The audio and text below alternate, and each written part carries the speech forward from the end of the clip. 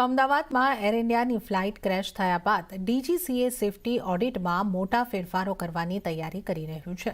આ હેઠળ DGCA routine audit ઉપરાંત સ્પેશિયલ ઓડિટ પણ કરશે।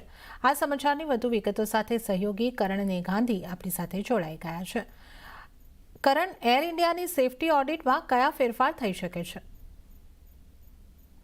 જી, તો તપાસ એજન્સીઓ જે છે તે અમદાવાદમાં બનેલી જે ભયાવહ પ્લેન દુર્ઘટના હતી તેની તપાસ તો કરી રહી છે, પણ હવે ડીજીસીએ તરફથી ફરી એકવાર મોટા સમાચાર આજે આપણને સામે આવતા દેખાઈ રહ્યા છે।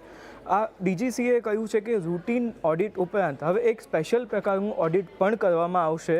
સમયાંતરે જે છે તે આ સ્પેશિયલ ઓડિટ કરવામાં આવશે અને તેમાં વિવિધ વિભાગોની તપાસ જે છે તે અલગ અલગ ટીમ દ્વારા કરવામાં આવશે। એટલે કે સેફટી સ્ટાન્ડર્ડ્સ છે તે પણ સમયાંતરે તેની તપાસ કરવામાં આવશે। સાથે જ આમાં જે છે તે શેડ્યુલ, નોન શેડ્યુલ, કાર્ગો જેવી તમામ પ્રકારની જે ફ્લાઇટ્સ છે તેના સેફટીના જે સ્ટાન્ડર્ડ્સ છે તેની પણ તપાસ થશે સમયાંતરે। સાથે જ મેન્ટેનન્સ, રિપેર અને આરએમઓના જે ફંક્શન્સ છે તેનું પણ સમયાંતરે ઓડિટ થતું રહેશે।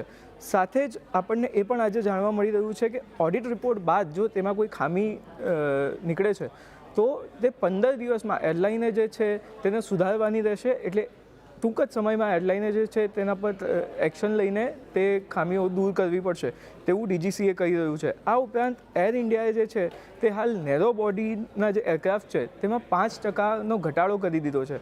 આ ઉપરાંત પહેલાં પણ એર ઇન્ડિયા જે છે તે વાઇડ બોડીના જે એરક્રાફ્ટ છે તેમાં 15% ઘટાડો ઓલરેડી કરી ચૂકી છે અને આ જે છે તે હવે બીજો નિર્ણય એર ઇન્ડિયા તરફથી પણ આ મામલે થયો છે।